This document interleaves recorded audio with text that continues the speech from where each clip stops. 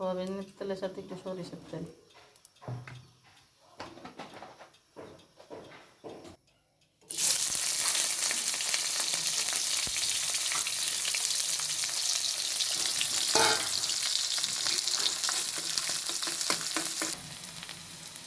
পেঁয়াজ আর কাঁচামরিচগুলো একটু ভেজে তারপরে একটু রসুন বাটা,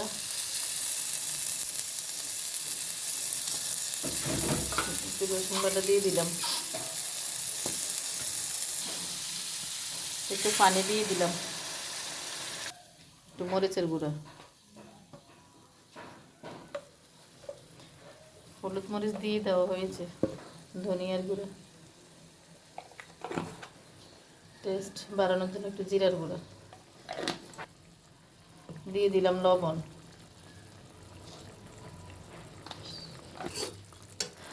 সব কিছু দিয়ে ভালোভাবে একটু কষাইতে হবে।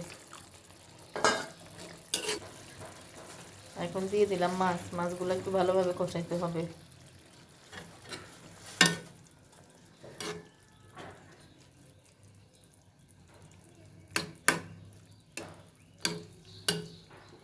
মাছগুলো দিয়ে ঢেকে দিতে হবে।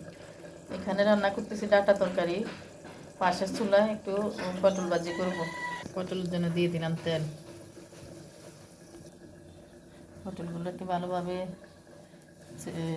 ছিলে হলুদ লবণ মরিচ দিয়ে মাখিয়ে রেখেছি।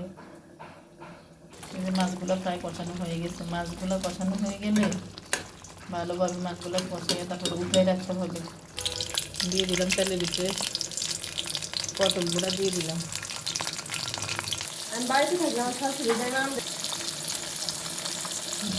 এভাবে পটলগুলোকে অল্প আছে ভালো করে ভাজতে হবে। এখন মাছগুলোকে একটা বাটিতে উঠে রাখবো।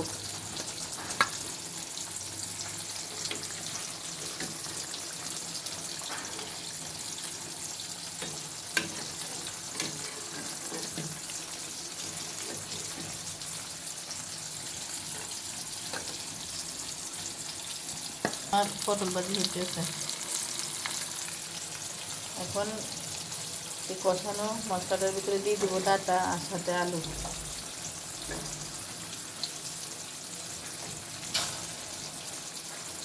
ভালো করে কষাইতে হবে।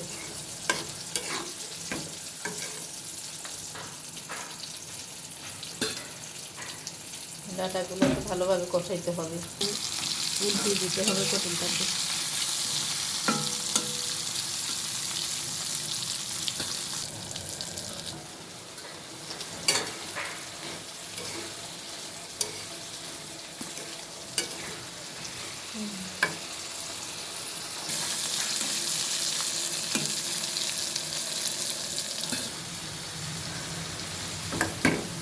সবজিগুলো কষানো হয়ে গেছে প্রায়।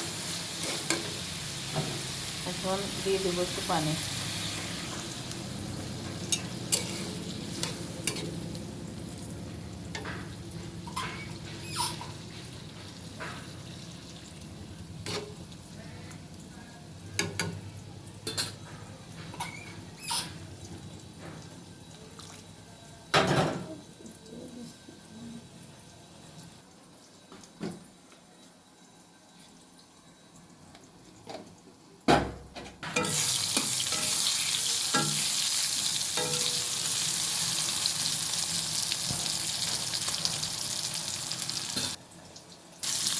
পটল ভাজিটা গরম ভাত দিয়ে খাইতে অনেক ভালো লাগে না ভাবি?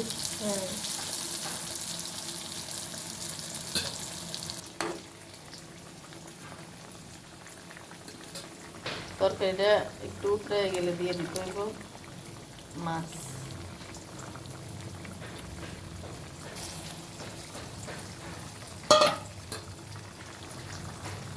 গরুটা তরকারি না, এটা অবশ্য তরকারি না, এটা হইল পটল ভাজি।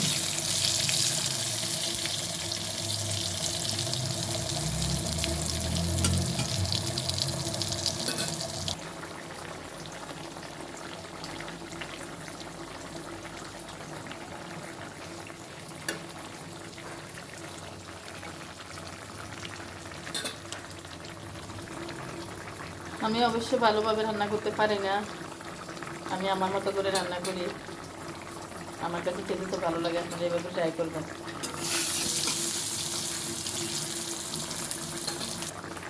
হ্যাঁ, তরকারিটা হয়ে আসলে আমি একটু বাদাম জিরার গুঁড়ো দিয়ে দিই। এটা দিলে খাইতে একটু ভালো লাগে, গান লাগে।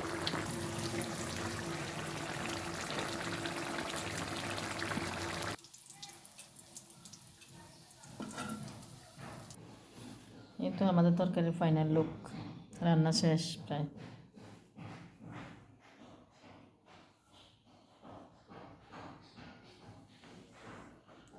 পটল ভাজি, ডাটা দিয়ে আলু দিয়ে মাছ।